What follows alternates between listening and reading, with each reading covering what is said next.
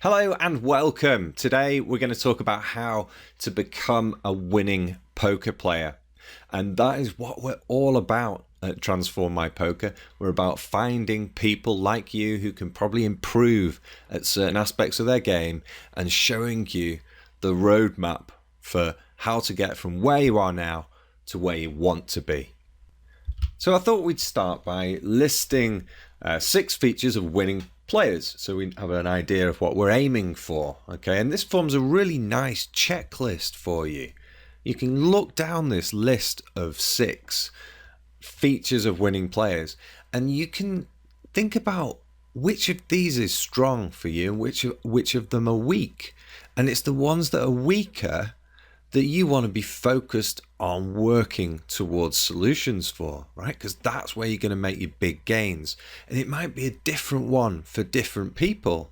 So think about this from a very personal perspective. Number 1, play accurately, make good judgments. Number 2, mentally strong and can control emotions. Number 3, study and learn from mistakes.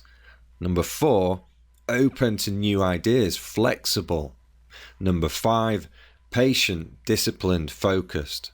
And number 6, bankroll management. Okay, so these are the 6 features of winning players. Let's now look at them in some more detail. First of all, how are you going to go about improving the accuracy of your poker?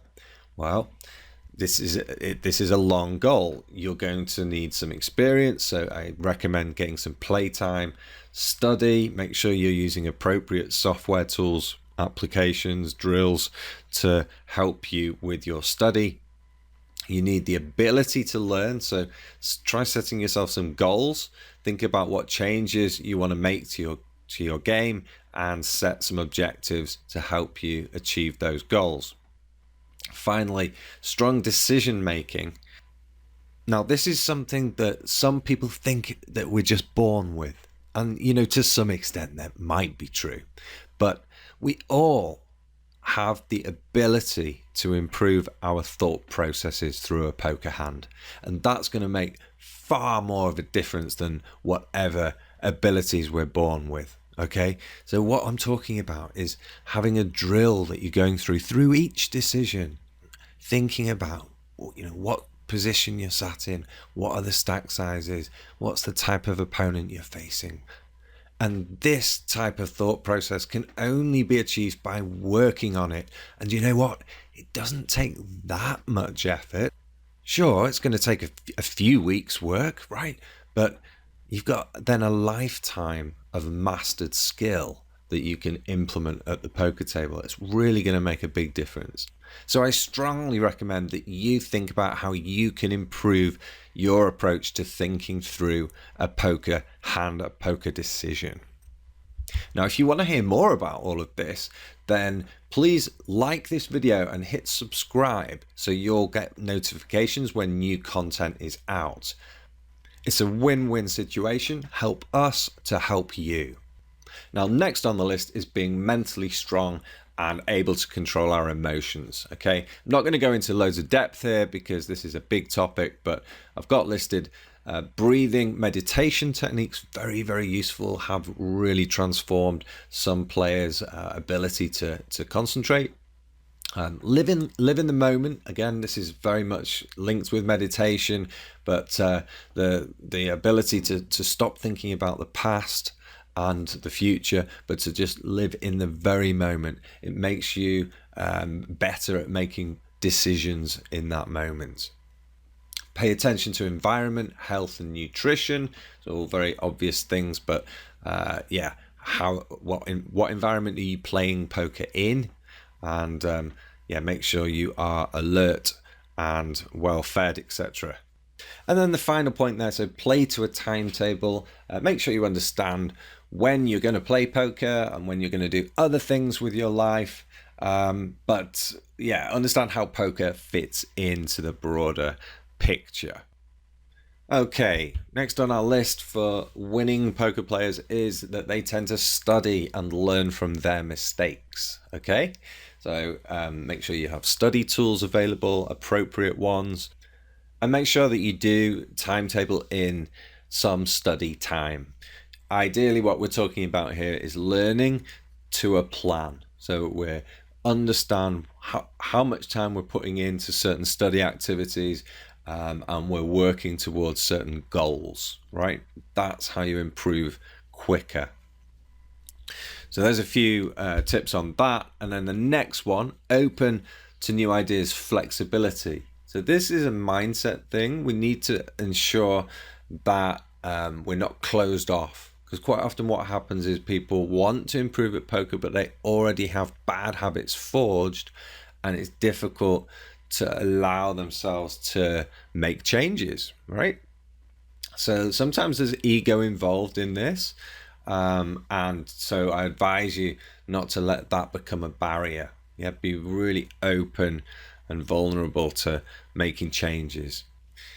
Stay creative and be prepared to experiment.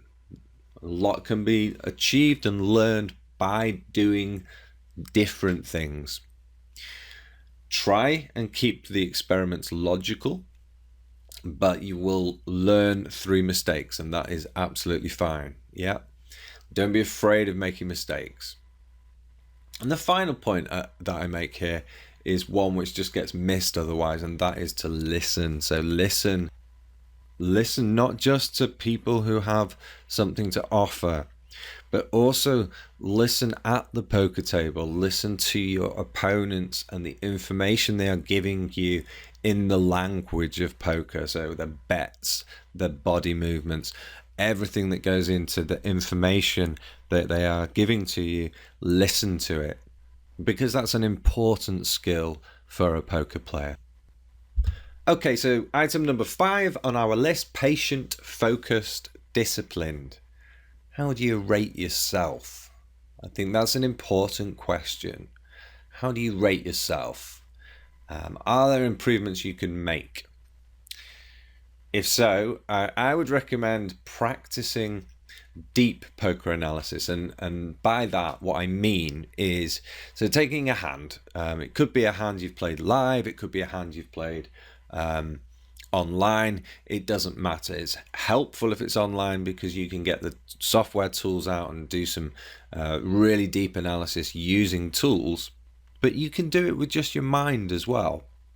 You can analyze your opponent's range, think about your own range, think about the different options available to you, go through really, really deep analysis of a poker hand. And normally I would recommend around half an hour for one hand, which is a long time, but in that time you'll cover off every aspect of the hand. Where possible, getting mathematical if you're comfortable doing that. If not, it doesn't matter, it's not essential.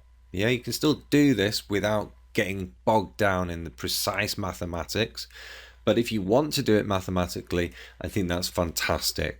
The final thing I would note here, I mean there are lots of other things, but the final thing I think is important is to take away the buzz of the modern world around you. So try and play poker in an office-like environment if possible. Avoid having other people in the room if you can.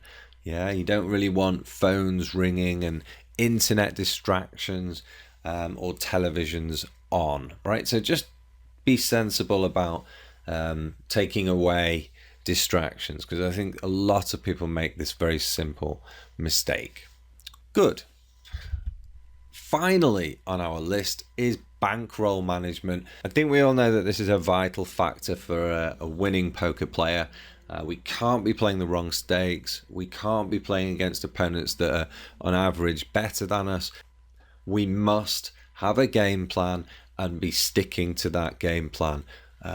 We don't want to break away from the limits we've set ourselves, and I highly recommend understanding the variance within the type of poker that you are choosing to play. So do some research about variance and what your bankroll should be looking like, and what your expectations should be for returns on investment.